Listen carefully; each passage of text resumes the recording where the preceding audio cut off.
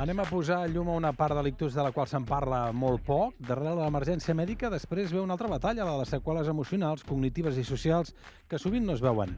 La Fundació Ictus, a través del programa Abric, ofereix orientació, escolta i acompanyament gratuït a persones que han patit un ictus i a les seves famílies amb plans d'acció individualitzats i suport especialitzat.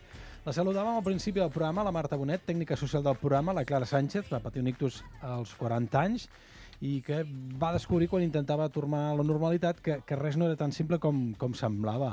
Marta, Clara, benvingudes de nou. Gràcies, hola. Així d'entrada, amb què t'arriben i amb què no t'arriben les persones que han patit un ictus? Amb quina informació sobre el que els ha passat? Amb què us trobeu normalment?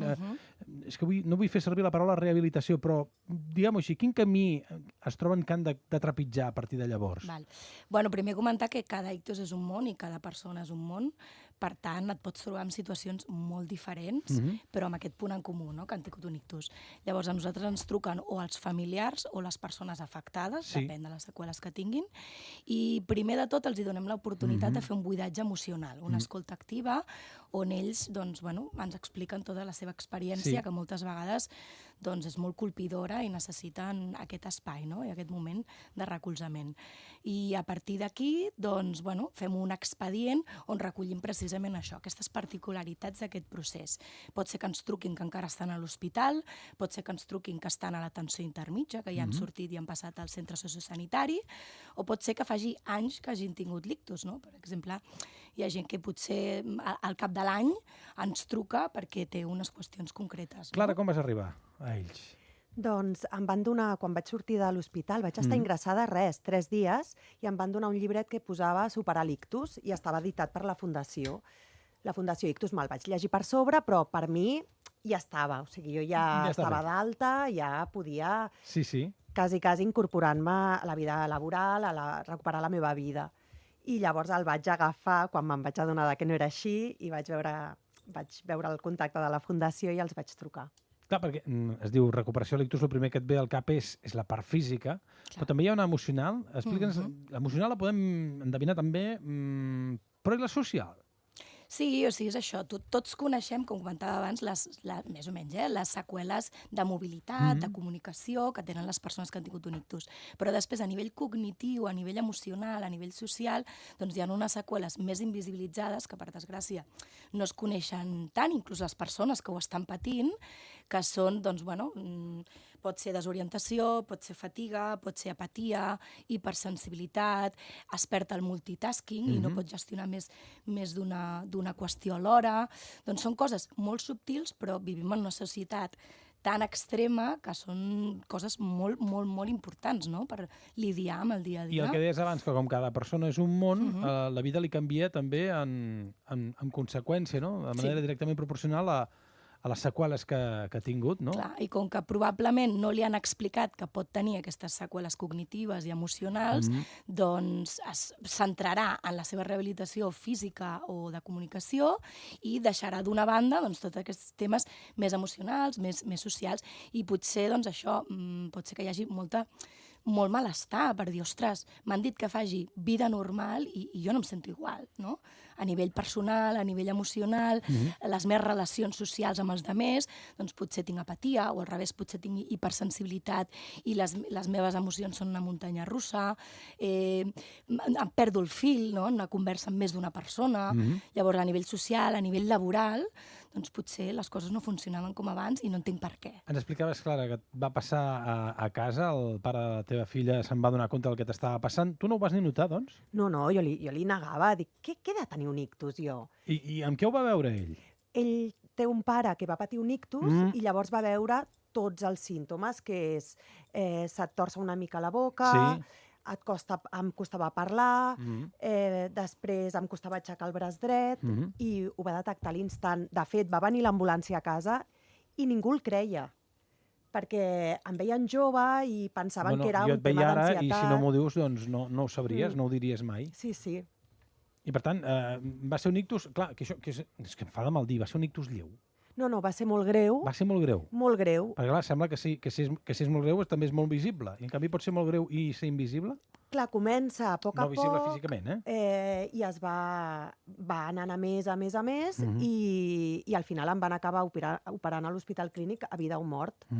I em vaig recuperar molt ràpid, o sigui, de seguida em van treure el trombo que tenia al cervell i vaig poder parlar i moure'm, quasi just després de l'operació, però totes les seqüeles invisibles seguien allà. De fet, la meva neuròloga em va fer un tac i em va dir: és que veig la pantalla i et veig a tu i sembla que sigui de dues persones totalment diferents. Què hi veia a la pantalla? Què hi havia d'invisible que després també t'ho vas anar trobant tu? Una lesió molt, molt gran al cervell que em va provocar doncs, un canvi, no? A la meva...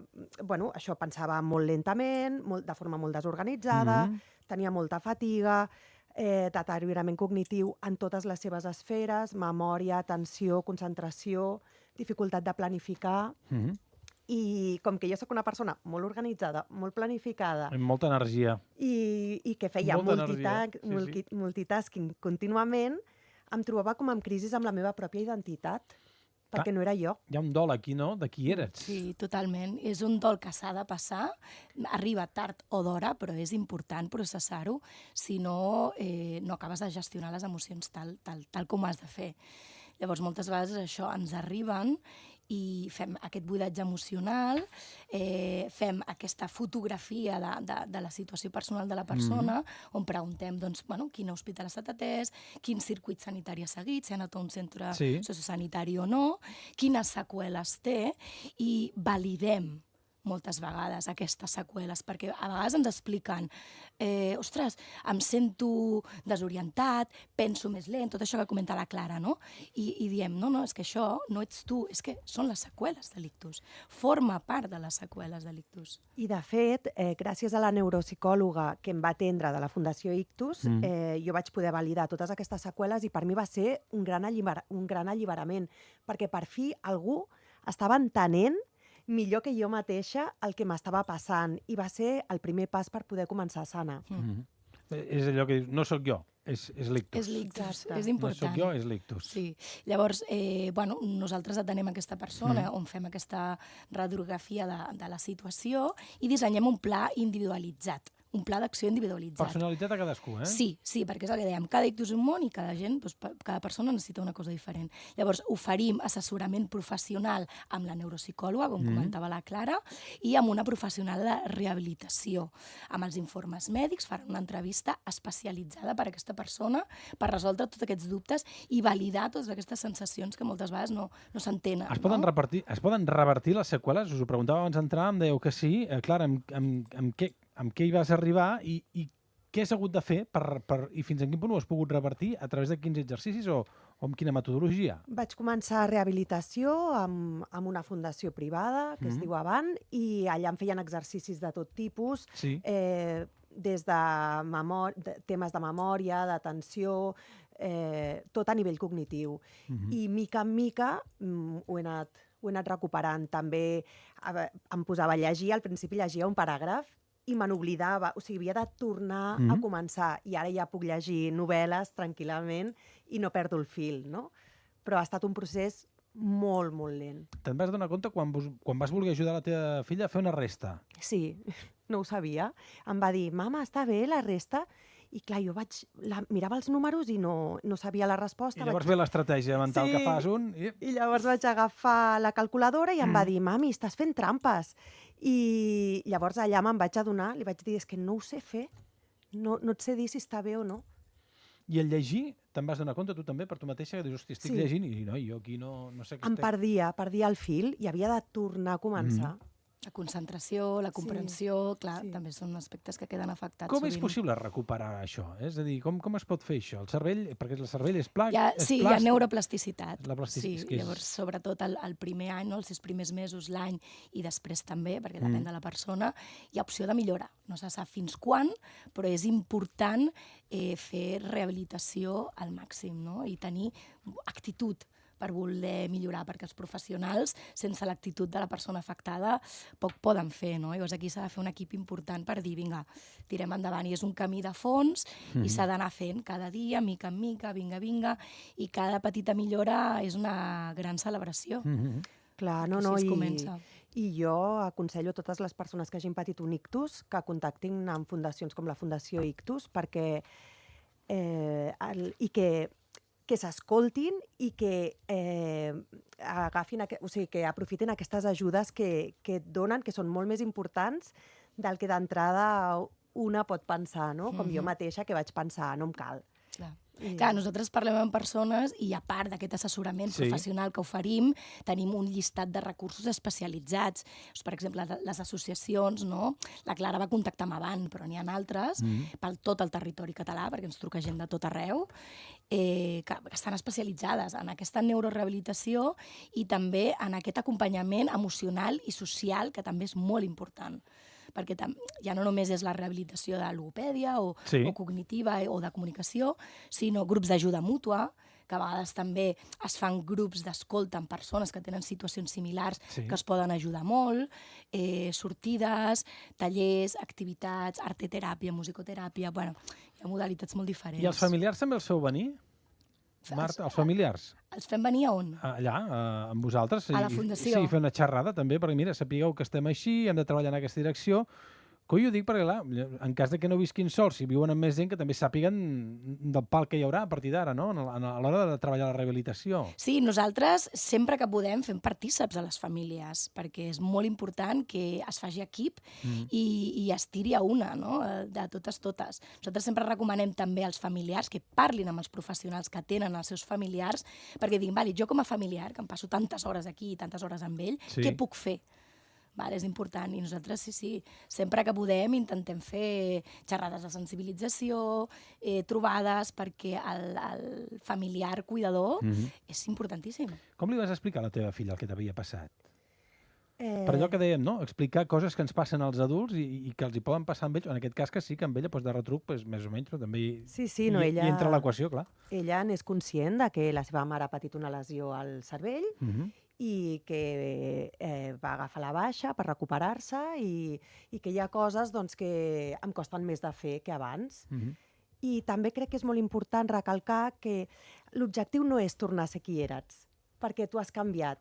L'objectiu és estimar-te tal com ets ara, amb aquesta, la teva nova tu. Hi ha gent que celebra un segon aniversari, que és el dia que ha tingut l'ictus. Per què l'ha sobreviscut o perquè l'ha portat a ser d'una altra manera que al final que també li està fent potser més bé de com era abans? Sí, totalment. Hi ha gent que ho diu, ara tinc un ritme més lent, abans sempre anava estressat, sempre anava corrents a tot arreu i ara doncs em paro i em prenc el temps que necessito per les coses, faig una cosa important al dia, bueno, que molts hauríem d'aprendre, també.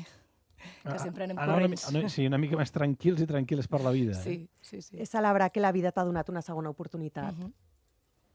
Has fet alguna cosa que no havies fet abans? Per exemple, no sé, caminar, algun tipus d'exercici, esport, algun hobby, afició, viatjar... Vaig fer un llibret on explico la meva experiència. Tregui, porti el llibre. Avui va de llibres i llibrets, Perquè el síndic també ens ha portat una superheroïna sense capa, de la Meritxell Margarit, una història d'una transformació. I aquí explico tot el procés pel qual vaig passar quan vaig patir l'ictus i també la meva vida com era abans, no? Fent malabars per arribar a tot. Va dormir entre tasses de cafè amb llet fins que aquell dia ho va canviar tot.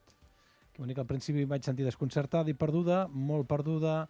Vaig esforçar-me per aprendre coses de nou, em costava acceptar el meu nou jo que tenia nous reptes. Explicant la teva història aquí, Sí. Ostres. I al final el que explico és que ara puc valorar molt millor el temps, no? I que, malgrat tot, m'estimo. Puc fer l'espoiler, no?, del final, i tanquem el programa d'avui. David, Marta, Clara, moltíssimes gràcies. Gràcies. I tant de bo que pugueu tancar el dia dient això i ara, encara que no sigui la d'abans, m'estimo. Jordi Pou, fins demà. Adéu-siau. Adéu, fins demà.